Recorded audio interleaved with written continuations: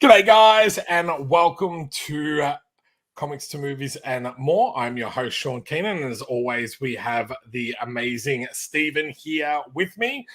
We go live every Sunday night at 10 p.m. So if you haven't already, hit that subscribe button and click that notify bell. We talk about comics, we talk about the process of creating comics, we talk about Kickstarters, crowdfunding, and everything in between. So just join us for a load of fun. So Stephen, how are you on this amazing Sunday night, mate? I'm good. I don't know if you realize this is the last show for 2021 because next week is Christmas. So I love you guys, but I need to spend time with my family. So Christmas is out for me. But yeah, this is it. 2021, last show of the year. I know it's a little bit crazy. I'm a little bit sad. I'm a little bit happy. Today we actually did my family's Christmas. So we got all together and everything like that. So I'm a little bit happy at the moment because we've had just an amazing day with the family. Peaches got to open a bunch of presents early, so she's absolutely fantastic. But it's kind of 2021's been a pretty big year for myself, for Comics to Movies, for both of us. But 2022, man, is building up to be an absolutely mammoth year. So, but we're very lucky to have an amazing final guest on our show as well. So he's the creator of the awesome Roundhouse Hooligans comic book series. It is going to come to Kickstarter in early 2022. We're going to be talking about everything to do with their project, as well as why pre-launch pages are very important. And this is going to make Stephen very happy because this is one topic he is extremely passionate about. But let's bring out our guest. And before we do that, we'll say hello to everyone. Moira, Sazagal, Grace, thank you for joining us. If anyone else is here, drop a comment in the comments, and we'll say g'day to you. But our guest is Lucas. How are we going tonight, mate? Thank you for joining us. Hello. On the final show, mate. You've made it onto the final show of 2021. Yeah. We leave the best to last, we say. I got lucky this year. It's good. So, but if people don't know you, can you give us a little intro on yourself and just a little bit of Roundhouse Hooligans? We'll get into that a little bit later, but just how you fit into the comic scene and all that here in Australia. Yeah. So I came from a little bit of a film background, so I was heavily into film, I guess. Always was telling stories, and then I kind of moved. All my stories that I was writing were just too big for Australian productions. We don't have a big industry in Australia, which sucks. I wish we did.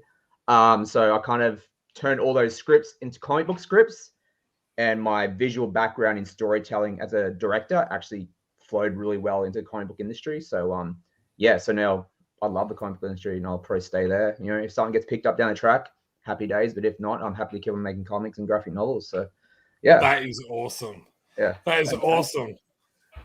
So if people missed it, on Friday we did a live launch with Dan Furigal, who is the actor out of Spartacus, and it's always great to have people that have had a film background come on to the show, because we've really highlighted how great some of those traits translate over to comics, like with that storytelling, with that visual ability of how you want certain panels to look, or the general feel of the book. And I said that was the one thing I was really surprised at working with Dan, is that how much of that he kind of brought to the project. So I'm very interested to pick your brains later around that. But tonight we are going to talk about the best Christmas movie ever. Yeah, Home Alone.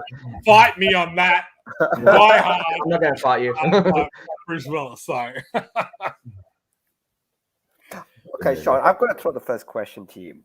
Okay. What defines a Christmas movie, and how does Die Hard fit as a Christmas? Like Home Alone, I'm going to argue with that one, but Die Hard, what makes it a Christmas movie?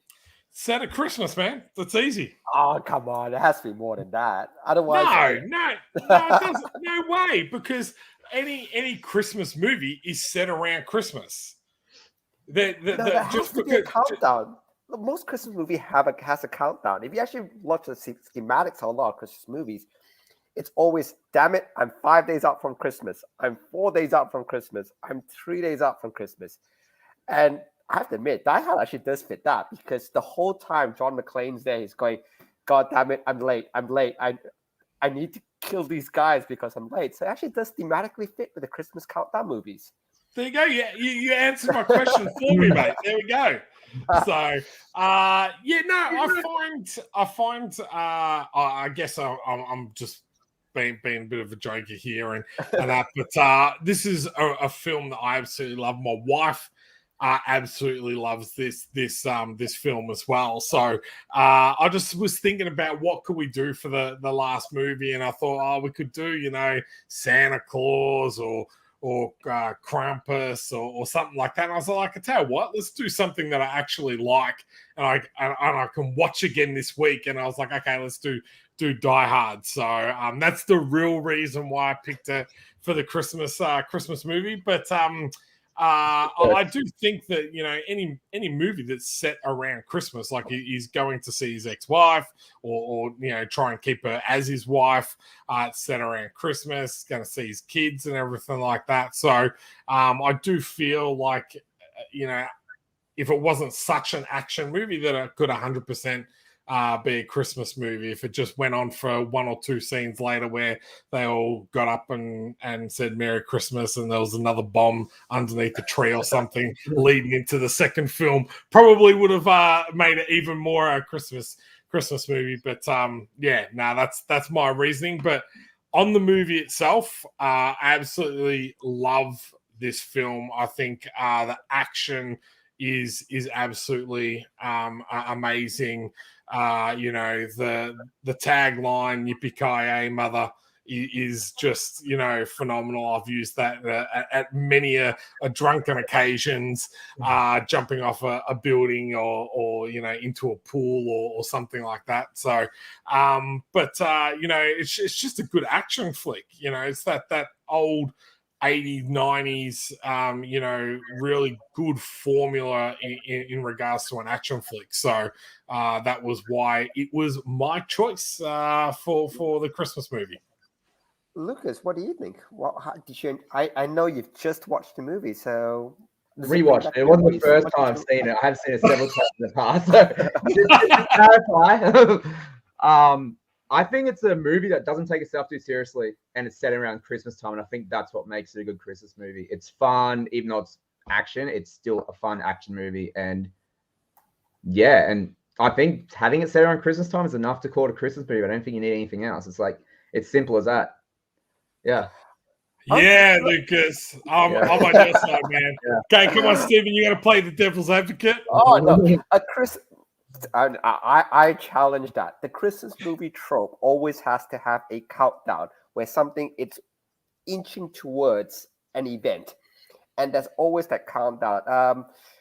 Taking, say, Die Hard, it's like as he's knocking, and it's actually really interesting, and I really like this part of it. As he's killing each of them, he's actually counting. He's got, okay, if you remember back to the movie, and please don't quote me because I can't remember the numbers. I've killed 7 guys. There's 9 more left. I've killed 6. There's X number left. And he keeps counting. So John McClane in his head keeps trying to think how many are left. And that fits the Christmas trope of the days that are counting down. So sure, it's he even dresses them up as a Christmas tree, mate. Come on. Yeah, so it's rather than lights on him. But the 2 things I actually really like about this is Bruce Willis. If I remember right, this was actually his really big action movie flick. Prior to this, he was in the Honeymooners, was it? I can't remember. Moonlighting. And he's never done an action flick before this one. So I thought he did a really, really great job. And the other story which I remember hearing was the Alan Rickman story, which I really they always say it's not Christmas until Alan Rickman falls off the tower. That's the line. And the funniest part about that one is, and again, this is an interview that Alan did a while ago, is that when you're acting, usually they have a start cue. They go 1, 2, and they count you in, or lights, camera, action. One of those things. So, and he was being suspended, so they want to drop him at a certain stage, so to get his reaction. They dropped him at the first count. So what you see from Alan Rickman evidently is pure terror, because it's true, because he's actually being dropped at the wrong count. So it's like, okay, Alan, we're dropping you on the count of 2. You ready? 1, drop. And I know. So I love it. And he's such a good villain. Actually, I think Alan Rickman's more fun than Bruce Willis. Lucas, your take on that one. Yeah, I always love a good villain. Villains are always more interesting watching the hero itself. So yeah, I'd have to agree. It's a great villain. And yeah, even the I don't know, the douchey side character in it, who's into the Bruce Willis's wife.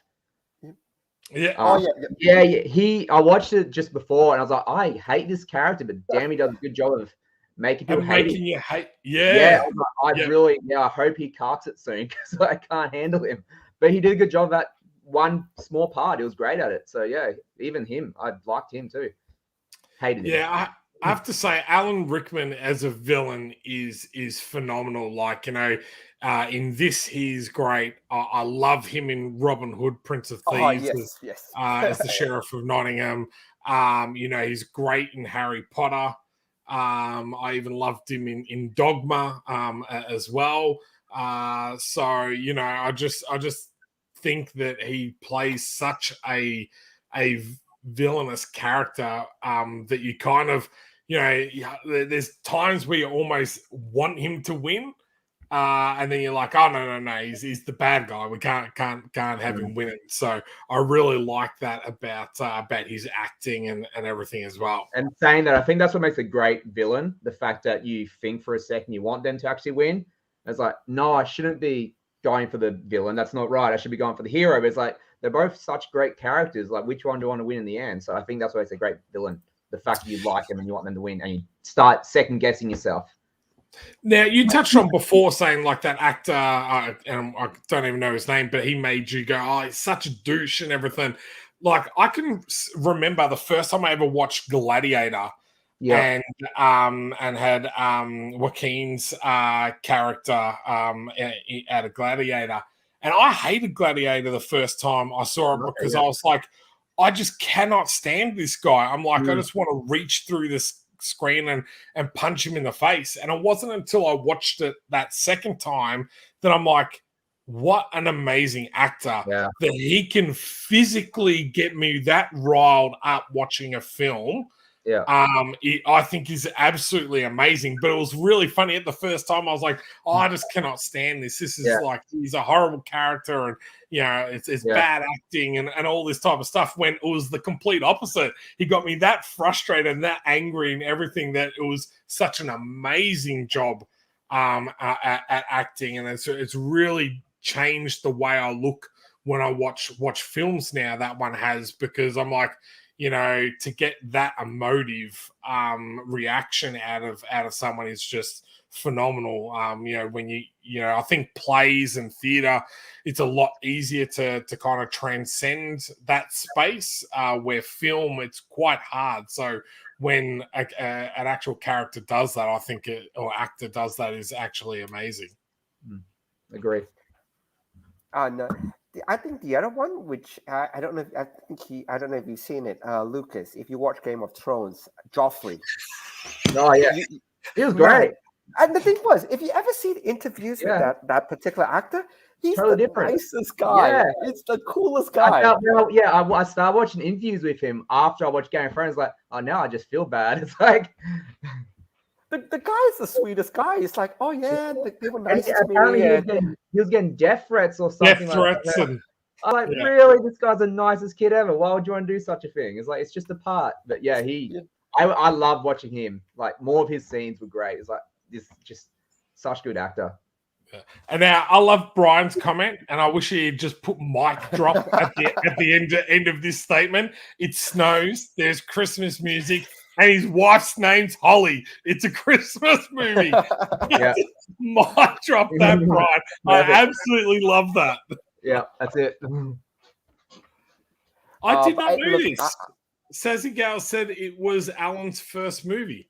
He'd previously only done TV and theatre. Wow. Oh, wow. Damn. That's amazing. Mm. Sassy Gal is a wealth of knowledge when it comes to film and actors and all of that. So thank you very much for that. Oh wow! No, I didn't know. I swear he would be in everything, like nearly everything.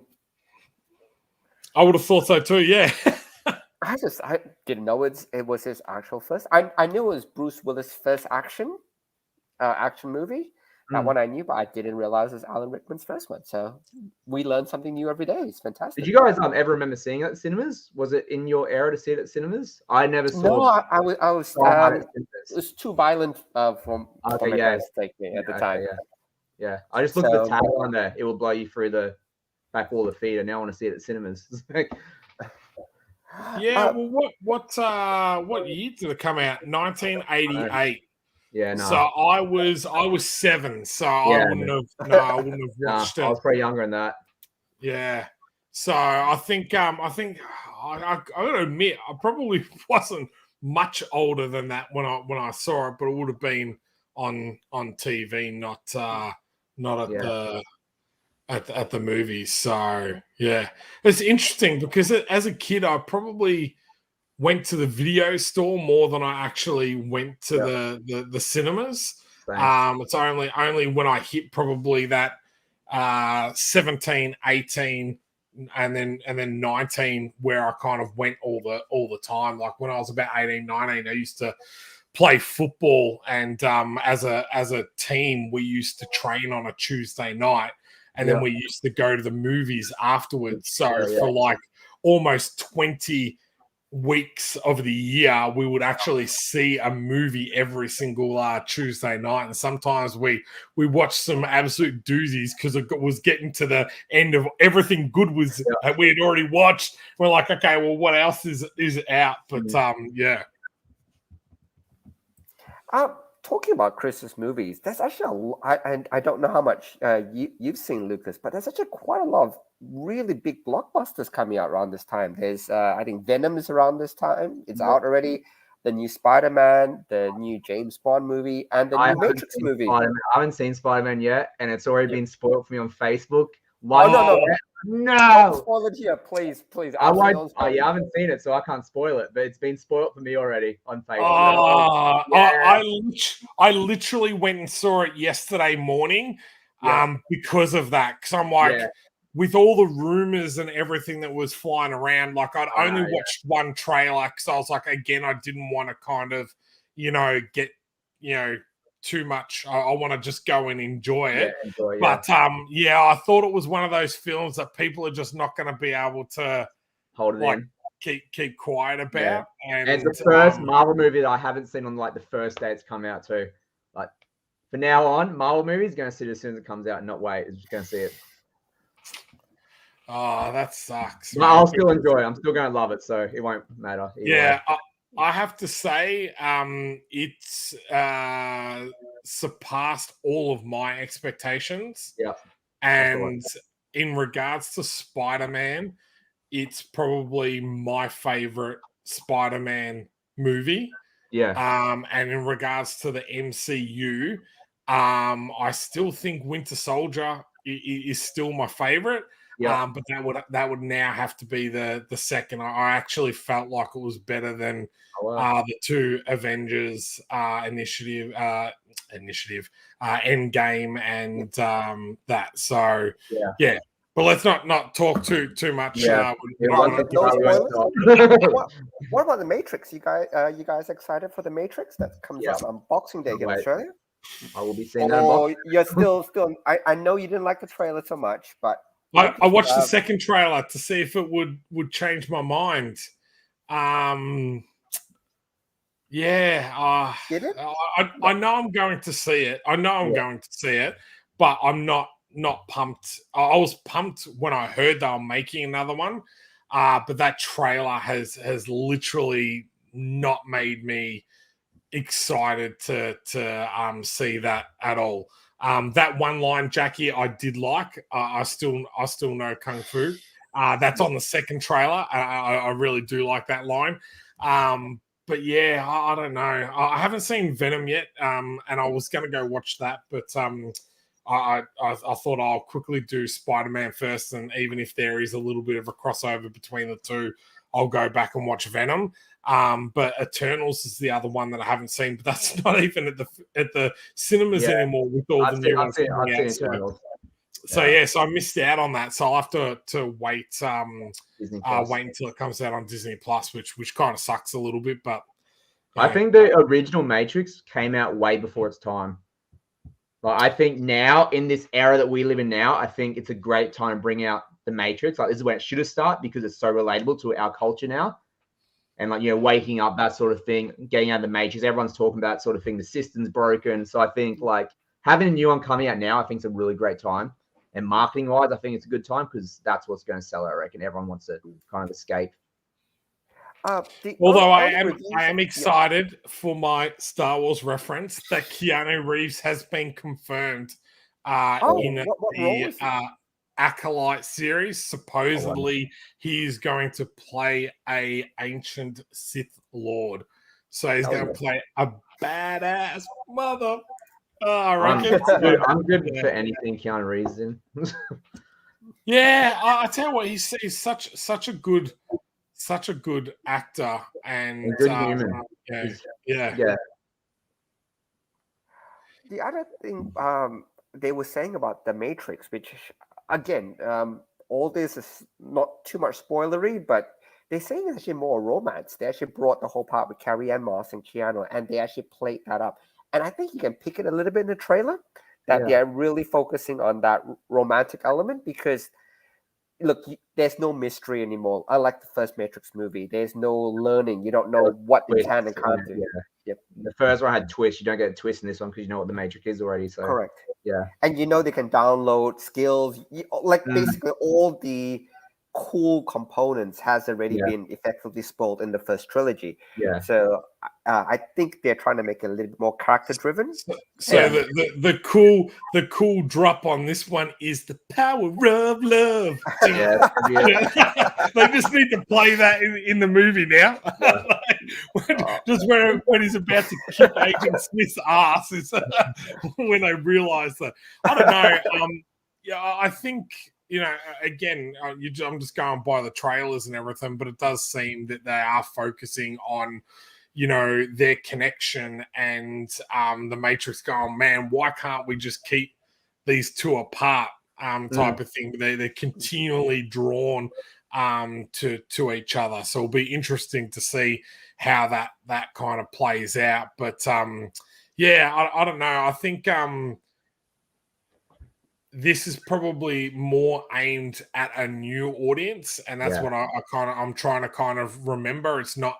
I don't think they're trying to go for someone like me that was absolutely loved the originals. I think they're trying to go for a new audience, and hence why that first trailer was very much like the first film. Trying to go, okay, let's catch up people that might not have seen it or might not have seen it for a while. What the story is about. And then the second trailer was a little bit different. So, but yeah. But I haven't seen Ghostbusters. Ghostbusters looks good as well. Look, I've been actually wasting my time watching Arcane on Netflix. So Arcane have you seen it? I finished episode 9 today. Is the most no spoilers, is the most amazing cartoon I've ever watched in my life. It is. It's like watching art come out of a canvas. So something cooler than Arcane was I got to watch The Witcher with Henry Cavill. I saw that post. I'm very jealous. Episode 1. So that was very cool, and we got to ask him a question afterwards and everything as well, which was very cool. So did you get Man Crush? I've had a man. I've literally had a man crush on him since he was in the Tudors. Yeah, So I remember, and I think that was one of his first, main roles with John Rhys Meyers. And I loved him in that. So but it's just such a cool guy. He was talking about the Witcher, and he's such a fan of the Witcher that like there were certain points that they were saying during the season. He's like, oh, I know you've written this line, but this line out of this book, when he says this, that would be really cool here. And they all just looked at him and went, yeah, okay. Like he knows that much about the source material. Yeah, that's what you want. Which, I think that's amazing because the one of the questions I asked him was like, you go actually out there and you try and find out as much information about the role that you're playing. Then afterwards, he was saying that he goes onto Reddit and reads the good and the bad stuff about his portrayal of the character, and it's like, okay, what can I take on board? What can't I? And he's like, and the guy that was interviewing was like, that's very different to what most actors do out there. I call that a true artist. To me, that's a true artist. Someone who can take on people's criticism and use it to be better that's a true artist. And I think he's a true artist. Yeah. Yeah, I think he hasn't mentioned he's actually played and completed all the games as well. Because if you remember, the Witcher started as a novel series. It was then bought by the game, and the game, of course, added more lore, more elements, for the side quest and all the bits and pieces. He's actually saying, "Oh wait, in that side quest, this happened. We got to bring that one into this story because as you know, Witcher has you can play as Yennefer and all the rest in the game. So it's like." No, that doesn't happen that way. You got to fix that part of it. Yeah. And he's actually giving script advice going, wait, come on, guys. The story is this, Yeah. Do better. He'd be executive producer on that for sure or something like that. I don't know if he is, but I know he pushes a lot of ideas through. No, he's not. Wow. He has a lot to say if he can be producer or something like that. Oh, look, I think he has enough clout. Like, he's one of the guys who you want to be on your happy side. And if he's giving good advice, you'd be going, hey, go with it. Yeah. Might as well start listening. No, he's great. Oh, look, we're at the 10:30 mark. So I know we tend to sidetrack a lot. I know we meant to talk about that, how we sidetrack quite a bit. But the last half hour we're going to give to you, and we promise we won't sidetrack off the movie. Okay.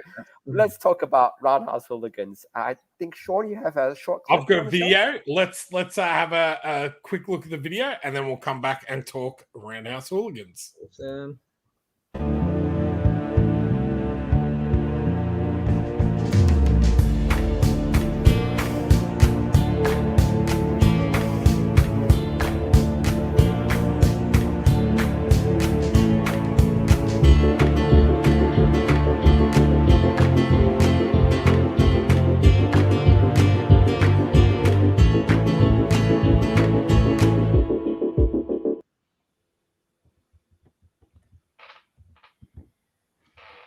Oh, well, that was change. So that was just a little bit of a teaser trailer of Roundhouse Hooligans. So for people that don't know, the first 2 issues are already out, and you can get them already digitally. But give us a little bit of a backstory to what Roundhouse Hooligans is. So once again, Roundhouse Hooligans did start out as a TV series. I started writing that so many years ago now, I've forgotten, but it did start as a TV series probably before Netflix, so it was a while ago. I think in every series or every episode was like half an hour long in length, and I think I got up to episode 12, and then as I turned everything over, everything had to change from screen to comics, which was a very hard and challenging thing to do because they don't always sync well, and you have to take out a lot of things that you don't want to. But yeah, once I got used to that, it kind of just flowed nicely, and I still got to use a cinema and the whole directing thing in it, which I love about writing comics. It's like in between a novel and a movie where I can put my directing forward as a filmmaker. But yeah, Roundhouse Hooligans is a lot of people to see as an action I see it more as a story about family and about a bond between a group of misfit hooligans. They're all outcasts. They're all different. They don't fit in society, which I'm sure a lot of people can relate to. I can relate to that. And I think that's what makes it stand out, that we're thinking about people that are different and they're unique and they're happy with being unique. They're happy with being different. They're artistic or, they got problems and issues. And I think that's what makes them who they are. And as the story goes on, that really grows and you get to find out more about that. And yeah, it's a great story. It's a great drama. It has action, has romance, has some really tight love stories, which have brought a tear to my eye while writing them, which is always a good thing as a writer if that happens. It's got a lot of sad scenes and it gets dark, very dark, but yeah, it's a roller coaster ride. It's got a bit of everything for everyone, and I think that's what's going to make it such a great series once it picks up. So yeah. Awesome. I've shared the link with basically in the chat as well. And if you guys are interested in Roundhouse Hooligans, and we're going to show some pages and some really cool stuff as part of today's show, please be sure just press that notify on the pre-launch link and be part of it as when it launches. One question I did want to ask you, and you did touch on it briefly. You mentioned that it was originally a TV screenplay that became into a comic script. Yeah. How did you find that translation process? At first it was very difficult. The hardest part was the fact that this series went so long and I had to cut a lot of things down. Like the opening of a TV series actually started on a whole like handycam thing, and it didn't have the backstory that we do now. It kind of started in the present day.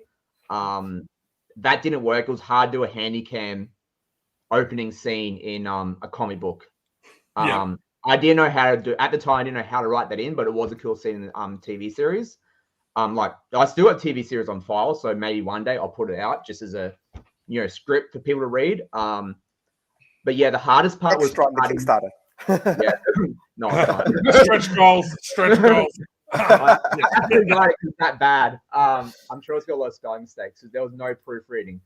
So yeah, the hardest part was taking scenes out that just didn't work in comic book and pretty much retelling a story, working from the ground up. But I always had a start and an ending. I always knew where the story was going and how it was going to end. And the climax was always there. It was just working at the middle parts. And yeah, so. And I suppose that's, and one of the things that I always like to think, and to be fair, you've actually shared some of it you shared, I think, an earlier PDF for me, like this is a while back. Not with Ricardo as the artist, but I can't remember the first artist you used. I can't remember. Yeah. Samir Samo. That's it. So original, I want to compliment you because you actually did two things which actually really impressed me in terms of, and I didn't know you had translated the script. So now that I know you translated the script, you actually did the two things that always impressed me with comic writing, because it is a different medium. Yeah. The first thing you did, which you got right, was you kept one action per panel. So what a lot of screenplay writers do that always makes a mistake is they put more than one action per panel. It'll be like picks up the gun, shoots, and then it gets very messy, or have two people do an action at the same time in the panel. Yeah. And you didn't do that, which, again, if you come from a movie thing, you always say, here's a list of actions, just do it all at the same time. Yeah, and that was one of the hardest parts. I had to cut that out. I was like, no, you can't do those two things in one shot. That's impossible. So yeah, Correct. It was, that's a good point. So, and you actually got that. So look, very well done. And the second thing, which I don't know if you did it subconsciously now, but I'm really impressed, is because if you think about it in terms of a comic, you flip pages. So if page 1 is on the odd page, page 1 final panel is actually more important than page 2, because you need to convince that person who's reading it to go flip. So what you tend to do on every odd page final panel, you either have a mini cliffhanger or you ask a question. So you ask a question to somebody, says, what are you going to do about it? The answer of what you're going to do about it is on page 2. So they flip the page. And page 2 bottom panel, who cares? Because they've already flipped the page and looking at 2 pages. And that's actually one of the quirks of the medium, that it's the page flip. I love that part. I love cliffhangers. They're so much fun to write and just torture your readers with is the Torture best feeling. so You bad. know that you're like the master and be like your puppets, and you can take them on this journey, and they don't always feel safe. And yeah, I do that with every single page. On my scripts, always have your left and your right at the top of each page. I know, okay, this is gonna be my this is gonna be my right. I need this to end on some sort of. I need a question to come up, or I need to have a cliffhanger. Something needs to happen. And yeah, you always every page I see is its own little movie or own little story happening. And yeah, and I've read it, so and we're going to show some of it. And I was actually really impressed. You did it because most people who translate screenplays don't do it, and I've because if you're a prose writer, the flip page comes at the end of the chapter. You're trying to convince them to read the next chapter. You're not trying to convince them to flip the page. It's very, very niche to comics that the page flip comes. Yeah. Thank you. So I'm impressed. So I've read it, and we're going to show it, but I'm spoiling it before it happens because I was very impressed that you actually did it. Thank you. It's one thing that Stephen talks about with a lot of creators that we have come on. That feedback that we provide is just to be mindful of that. So for Stephen to give you the kudos straight off the bat, mate, that's a thumbs up. So I'm going to share some of the pages. And is this to the latest? I believe I sent you pages to the opening of issue 1 because okay, perfect. As you spoke cliffhangers, I can't actually show the page of issue 2 without giving away the ending of issue 1. So perfect. So this is the cover of issue 2. Of issue 2, which looks amazing. But then here are the internal pages. Of issue 1. Yeah. Are just really beautiful, man. Like I'm always a big fan of color comics, and I do understand that to color comics is more expensive. Printing is more expensive, but I just feel like it just gives the actual comic a real polish, and you have to have a super strong artist, I feel, to leave something black and white, or the flip to that is to have a very unique I actually find it really hard to read black and white comics.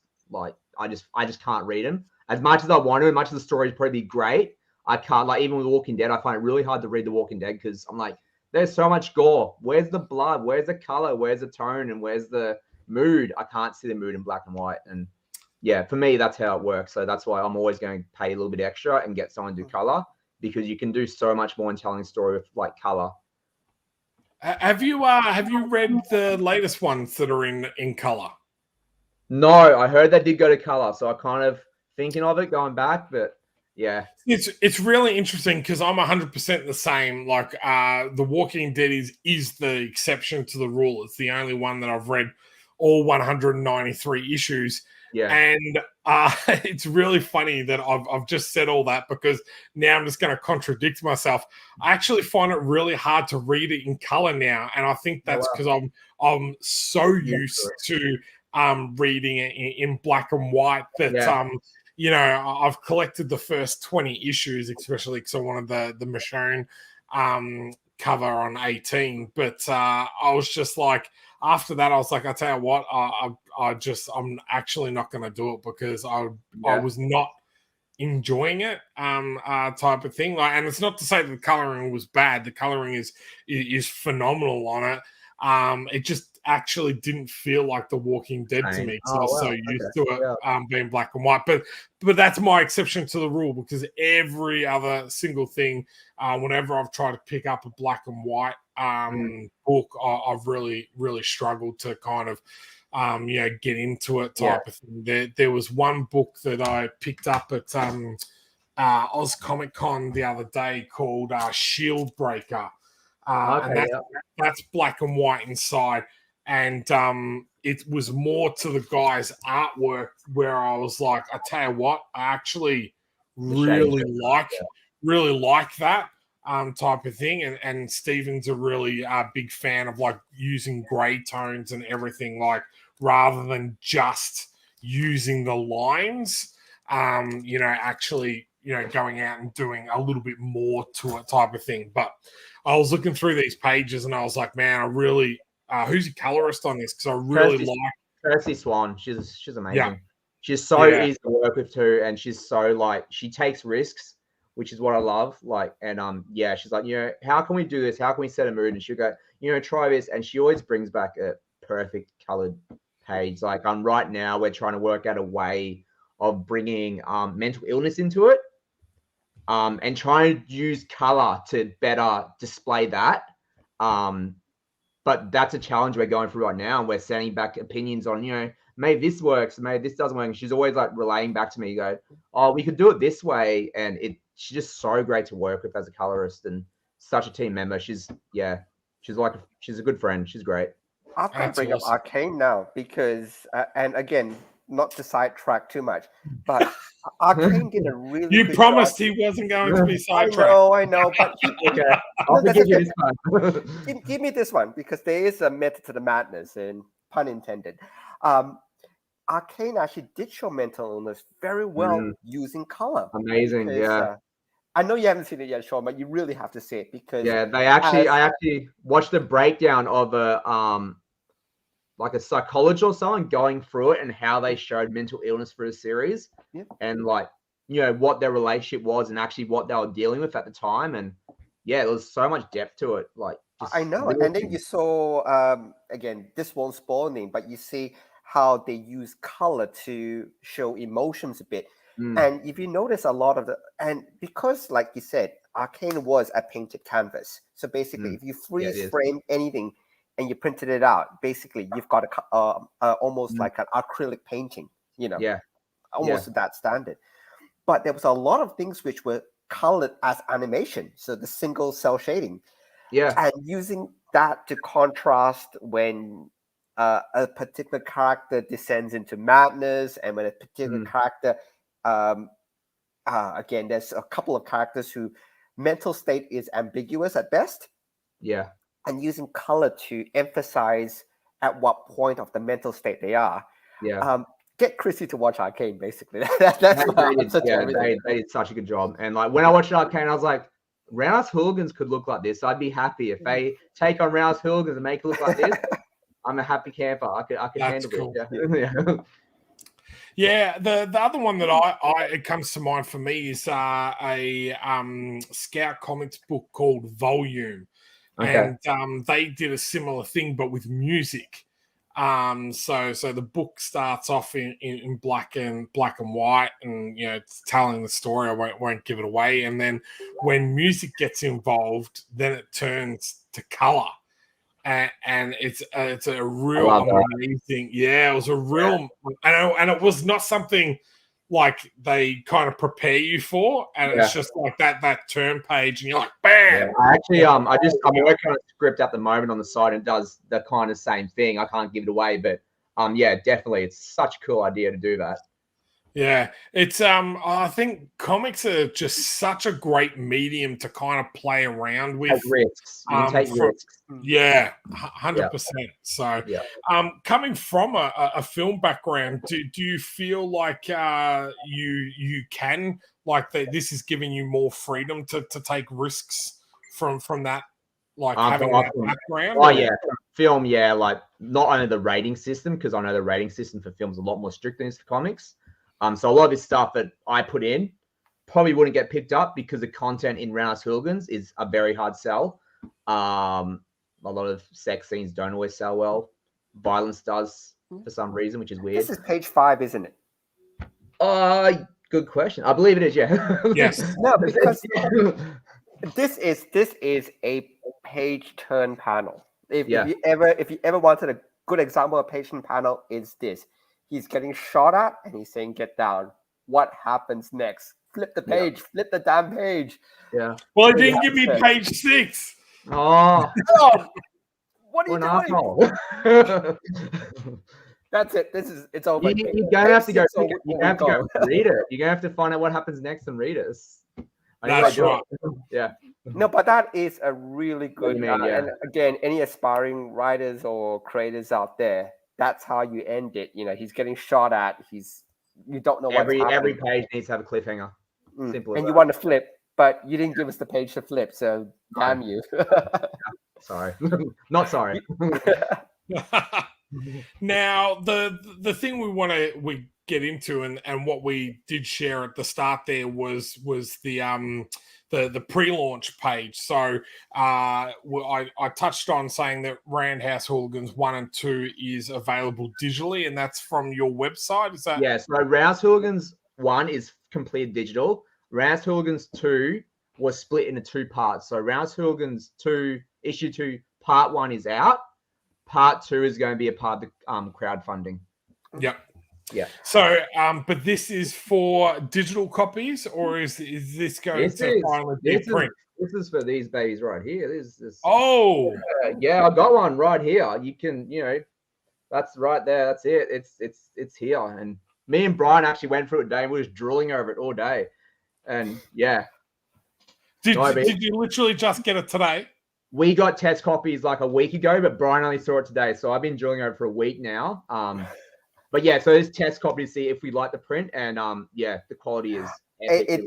It never changes. I've gotten proof copies. If I can't show you my desk from where I'm sitting, but I've got a stack of proofs and printed proofs, and it doesn't change whether it's your first one.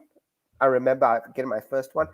I remember getting the latest one, which is the Terra Olympus one, which I probably got about 3-4 months back. It doesn't change, and it will never change. Well, this is my first time getting an actual hard copy of Roundhouse Hooligans, of any comic book or anything I've ever written. So the feeling that it came was like overwhelming. I sat there for like going, okay, now this is real. Now we're going somewhere now. Like digital's great, but digital's not printed. Yeah, I was going to say I gave this advice to Dan on Friday. If you can, when you after this is successful, because 100% I know that this campaign is going to be successful, but when you get a box of your comics, if you can get like a family member or someone to actually film you opening that box. I kid you not, man. It's like you're back when you're 3-year-old. You're a 3-year-old and you're opening it up, and it's a Star Wars. Me and Brian have already spoken. We're gonna meet up together. Gonna set 2 cameras up from 2 different angles. Just gonna do it together, and we're gonna make a day out of it and have a few drinks. And we might even do it live. So you might get me crying on live. Which, that's real. Stretch goal. Stretch goal, me crying. So of all the characters that you have, do you have a favorite? And which one is it? Well, we only, in the first issue and even the second issue, we only introduced to Duke, Torrance and Violet. I really only introduced. There's several others. I'd have to say it'd be either Torrance or Violet. I really love Violet's character and the way she progresses through the story. The relationship she has with Duke is just different. I've never written something like that before. It's new to me. It's not your usual romance story, and I can't give it away what it actually is. But it's fun to write their scenes together. Not just because there's a lot of sex scenes, but Violet is just that caring, loving person that you just fall in love with as soon as you start reading about her. She's sweet, but she's also got that little bit of sass that makes her funny. And so it'd probably have to be Violet, I'd say, is my favorite. I love the fact that you picked a favorite child, mate. Most people are like, I can't choose. I love all my characters. Yeah. You're like, no, I like Violet. That's pretty cool. Like, The other point, and Shaun raised this one, so I might as well mention it. Pre-launch, and I'm really, really excited that you guys are actually pre-launching a couple of months before you're planning to go live. Yeah. I think your plan date's still February, or is that changed? March. Yeah, March. I'm actually really glad you are, because, and I've given you numbers. Like, think about it. There is, from now to March, excluding all of December, you've got about 90 days, give or take. Yeah. From say Yeah. January to when you launch into March, whether it's late March or early March. Mid-March, If you can pick up just one, if you can get one person interested a day, yeah, by the yeah, end of it, you've got 100 people interested, yeah, yeah. and it's a huge number, Mm. and it gives you that. And the other thing about say marketing Kickstarters that what people don't get, and it's marketing 1011, you need to drive to an action. So Yeah. you might be showing all this amazing, panels, writing some amazing character descriptions, and really pushing your book. But if you don't have an action at the end of it, people just go, "Oh, that's fantastic. Yeah. Let's look at the next thing." Mm. Think about when you watch, say, a movie trailer coming out, September the 1st, coming out in all cinemas. Go watch it. They kind of almost implicitly push you to do something like Yeah. that. And what you need to do is not to be implicit. You have to be out there going, if you like this panel, visit my pre-launch and press notify. Yeah. By getting an action in, it forces people to, and it's not money investment at this point, but it gives that little bit of connection to that project. And then they start going, oh, I want to see the next character. I want to see what happens to Duke. I want to see what happens to Violet. And as you tease out different panels, it gets people excited. Yeah. And that's why when I see certain campaigns and they, 1 week pre-launch and the launch and they Yeah, that's release so it the soon. next week. Yeah, like even like March, I'm like, is that enough time?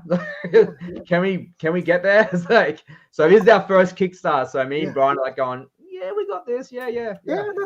Oh, look, Yeah. I think my one of my campaigns, Wordsmith 3, I was on pre-launch for close to 8 months. So Yeah. 3 months is nothing. It's I've done 8, so you know. Yeah, no, we're happy what's to 3 be happy months? to do the pre-launch. Do stuff like this and talk about on videos like this is really awesome and get more people interested in it and more people involved in the campaign because we don't just want people to buy the comic book and leave. We want people to stay with Free for Comics because we're not just putting out Roundhouse Hooligans. We already have started production on our next series, which is just totally different from Roundhouse Hooligans. It's a psychological thriller. It's dark. But yeah, it takes a whole new turn from Roundhouse Hooligans. So we're going to bring that out in 2022, just after the campaign, hopefully. But yeah, that's going to blow you away. And that's why we want to get Roundhouse Hooligans out so we can start putting money into new stories and new ideas and new concepts that we have. So yeah, so it's not just to get in Roundhouse Hooligans to be a part of the Free for Comics journey. And we want people to be a part of that dream and follow us along the way as we get bigger. So yeah.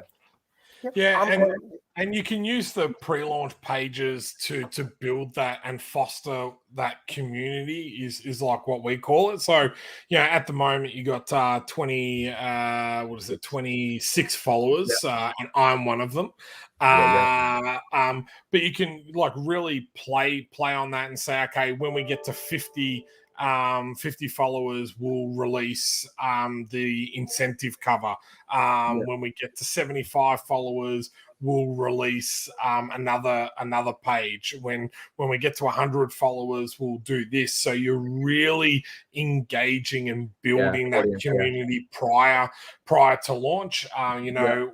We talked about the Fractured Shards launch that we did on Friday, and the best part about that is having built that community and having a lot of that interaction before the campaign launches, while the campaign launches, and then continuing after the campaign finishes, because that's the hardest part is really keeping a group of people engaged in your work. So that's what I would recommend, and tips for people out there that are looking to launch a project is that get up that pre-launch page as soon as possible. Invite friends, family, and people that to click that notify button, and then from there get the word out there and continue building that following prior to launch. So And we're only going to have a limited amount of copies to give away, and they are the first print run. There's proof of the first print run inside the book.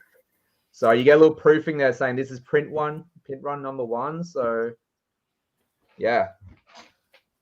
Print 1 of 1. Okay, that's if you've got me sold. I always love my little exclusive collectible items. Here, down the bottom here that says first print run. That's what you want. Yes, 100%. Hopefully, it's worth something in a few years' time.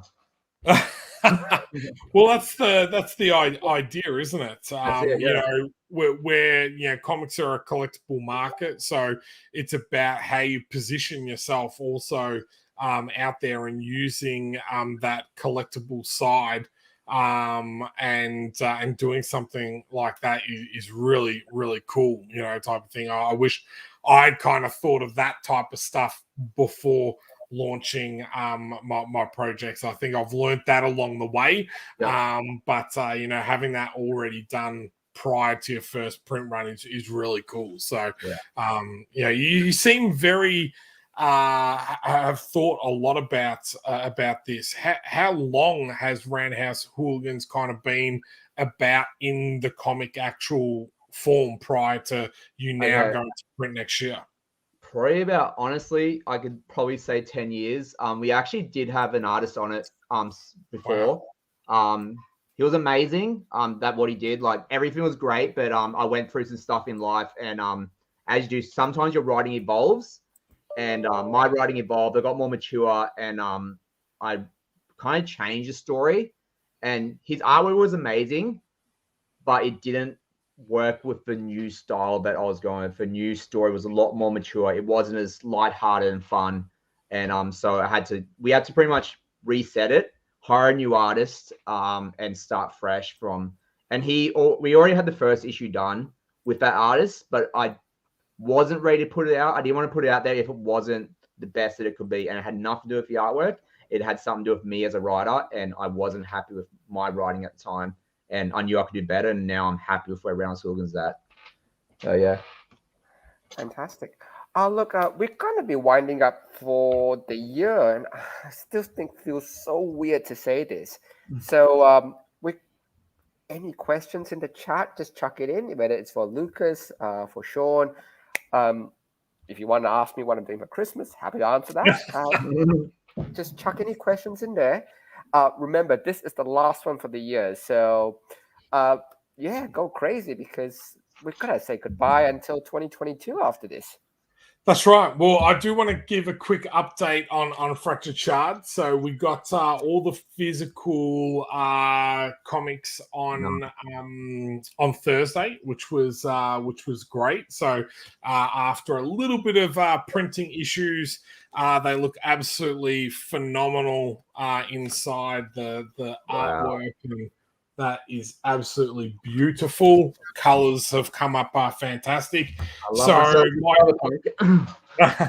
my job this week will be to start fulfilling all of those orders. So my aim is to make sure everyone gets their Kickstarter prior to Volume 2 finishing. So that is my aim to kind of get that done. If you didn't know already, Fractured Shards Volume 2 is up on Kickstarter at the moment.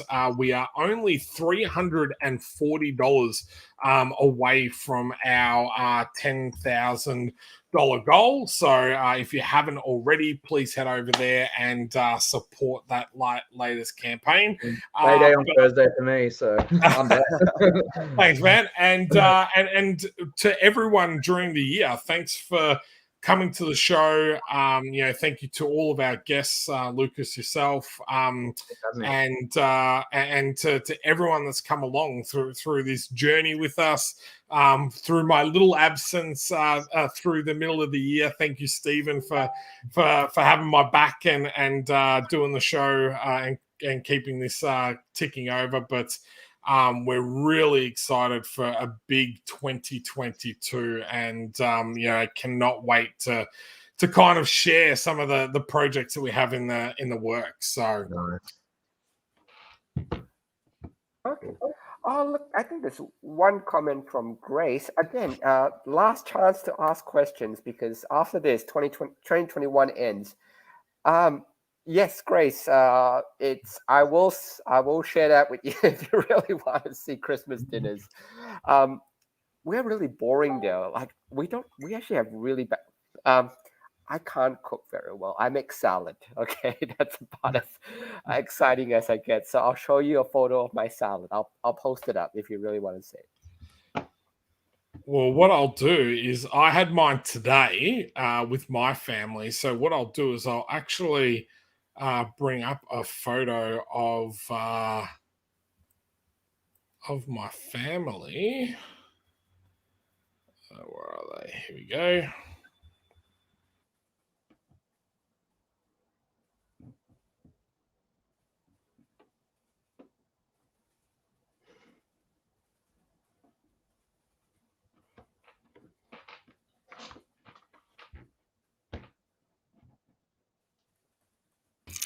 I did it again.